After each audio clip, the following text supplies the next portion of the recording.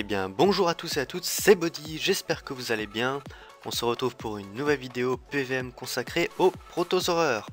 Donc j'ai enfin décidé d'aller le taper, tout simplement parce que la semaine prochaine, mardi, il y a un almanach qui est très intéressant pour tout ce qui est économie d'ingrédients. C'est 15% d'économie pour tous les crafts effectués dans la cité de Brakmar, pour ceux qui ne sont pas au courant. Sinon la veille de ce jour, c'est-à-dire le 29 février, il y a 100% d'XP sur tous les monstres du jeu. Ça ne marche pas en arène comme d'habitude, mais je vais en profiter pour aller faire quelques tentats pour dropper le Vulbis. A voir si j'ai un peu de chance. Donc sinon, le protosaureur, j'ai décidé d'aller le taper pour avoir les noyaux. Donc j'étais parti pour le faire à 5 avec Barbare. Je me suis résigné à le faire sans ce succès. Tout simplement parce que je manquais de Rox et les 2 PA que j'utilisais pour CAC, etc. Ça pénalisait beaucoup vis-à-vis de la Malabib que je vais présenter par la suite. Donc pour ceux qui ne connaissent pas, je vais présenter vite fait le donjon. Donc tous les monstres sont invulnérables et ils ont différents états pour pouvoir les tuer. Enfin pas les tuer, en fait ils disparaissent une fois que les tours d'état sont effectués. Donc on a en tout 7 monstres, on va dire. Là à 5 on n'a pas tous les monstres du jeu, enfin du donjon pardon. Donc on a la tabacille, la bactérie qui n'y est pas, le verminocule, la virustine, le pathogerme, le proto et la malabib qui est invoquée par l'un des monstres. Donc tout d'abord la tabacille. Pour que cette tabacille soit tuée, il faut ne pas soigner pendant 5 tours. Donc ça va, c'est pas très difficile. Sa particularité, c'est qu'elle transpo et qu'elle coop à quelques PO, je ne sais plus combien. Sinon, elle fait quand même pas mal de dégâts, donc il faut surtout ralentir. C'est le principe du donjon. En gros. Ensuite, on a le verminocule.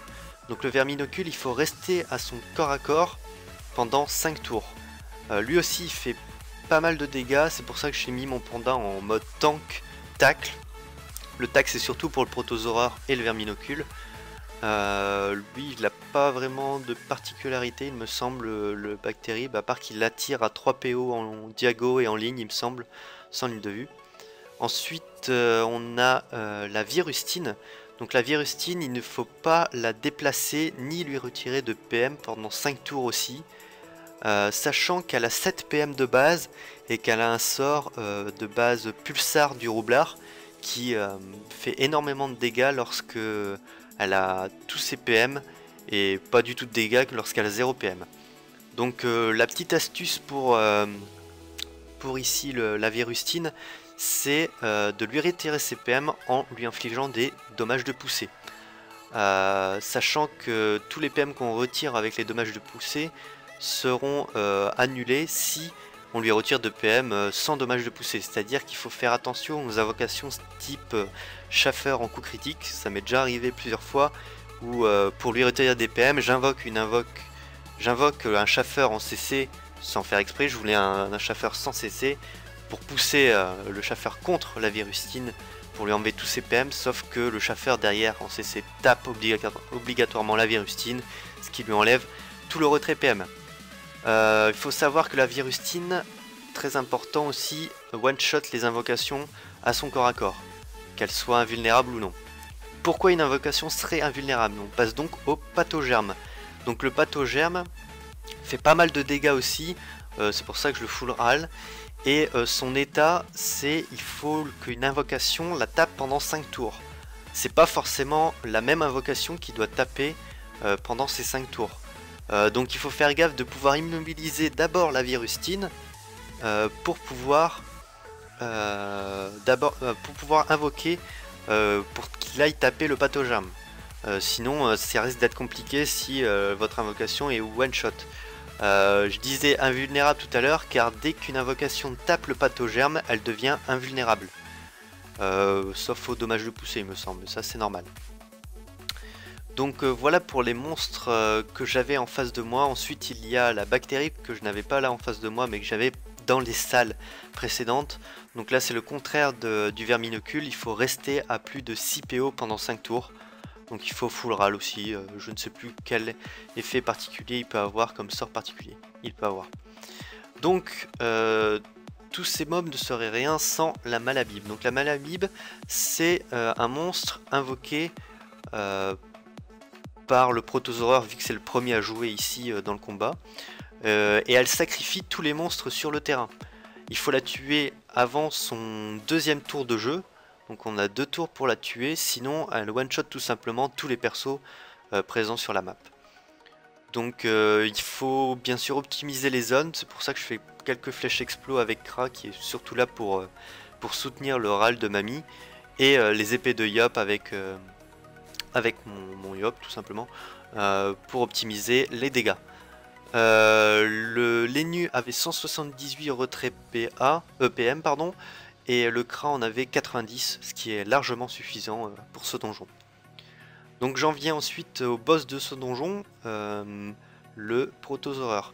D'abord je vais vous expliquer le déroulement du combat. Donc je tue d'abord le Tabacille et la Virustine, vu que ce sera au tour 6 qu'il meurt. Et au tour 7, il y aura le Pathogerme qui s'est fait taper dès le tour 2 ou tour 1 par une invocation qui va mourir à son tour. Tour 9 ou non, tour 13 ou 14, je crois que c'est le Verminocule qui va mourir. Donc pour le boss, il est indéplaçable, on ne peut pas le porter non plus, il est en état lourd. Il a 80 ou 100 esquive PM, donc c'est pour ça qu'il faut un masse de retrait PM.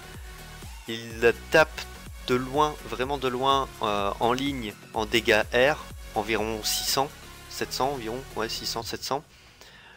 Donc faut faire gaffe à bien se placer pour éviter de se prendre trop de dégâts, surtout qu'on ne peut pas soigner pendant 5 tours à cause du Tabacille, pardon. Ensuite, pour son état indéplaçable, il y a une petite exception. Le premier personnage, après le tour de jeu du Protosaureur, à taper le Protosaureur, s'il le tape en ligne, il va l'attirer jusqu'à son corps à corps. Sauf bien sûr s'il y a une case violette, comme vous pouvez voir à côté du Kra là. Donc ces cases violettes apparaissent lorsque un personnage reçoit des dégâts. C'est ce qui va permettre de délock le Protosaureur. Donc pour le délock, il faut mettre le Protosaureur 10 tours de suite sur ces cases violettes, sachant qu'il gagne 2 PM et qui fait extrêmement mal au corps à corps, même à distance. C'est pour ça que j'ai mis Panda en tacle et en résistance, tout simplement pour qu'il aille tacler le Protosaureur. Avec Pickle, il peut facilement tanker le temps d'éloigner les autres persos. Vu son nombre de PM, je ralentis pas tous ses PM à chaque tour, quoi. Donc le principe, c'est de faire une flasque avec le Panda sur lui-même, de taper le Protosaureur pour l'attirer sur cette glyphe, sachant qu'on peut l'effectuer que un tour sur 2, c'est à dire que si on le délock un tour, ce délock dure 2 tours. Donc il y a un tour où je peux m'éloigner avec Panda et jouer safe et le soigner pour pouvoir le renvoyer au combat et au corps à corps du Protosaureur le 2 tours suivants. Donc voilà, j'espère que cette petite vidéo vous aura plu et que ça a été assez clair. N'hésitez pas à laisser un like ou un commentaire si vous avez des questions. Et je vous dis sûrement à la semaine prochaine pour un petit résumé de mon économie d'ingrédients le 1er mars. Je vous aime, bye bye.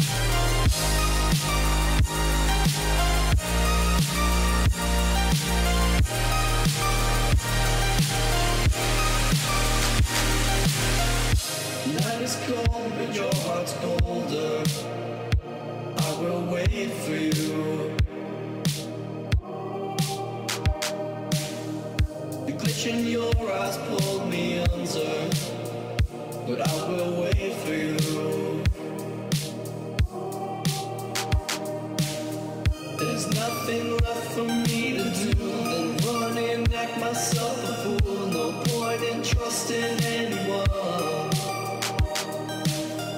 Your eyes of diamonds keep me up with the thought that it could be this rough. No point in trusting anyone.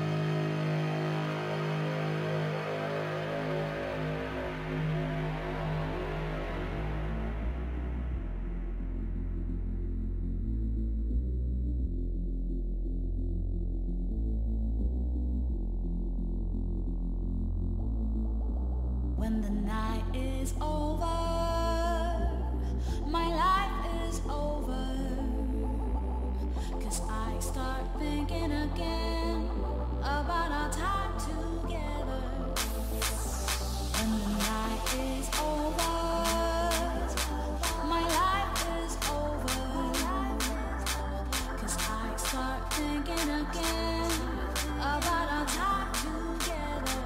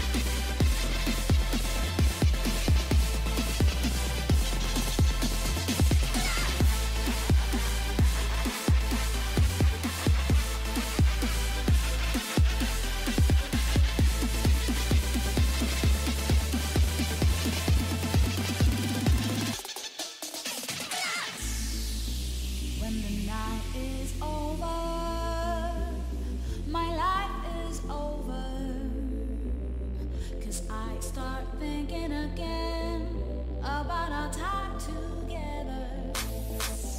When the night is over, my life is over. 'Cause I start thinking again about our time together.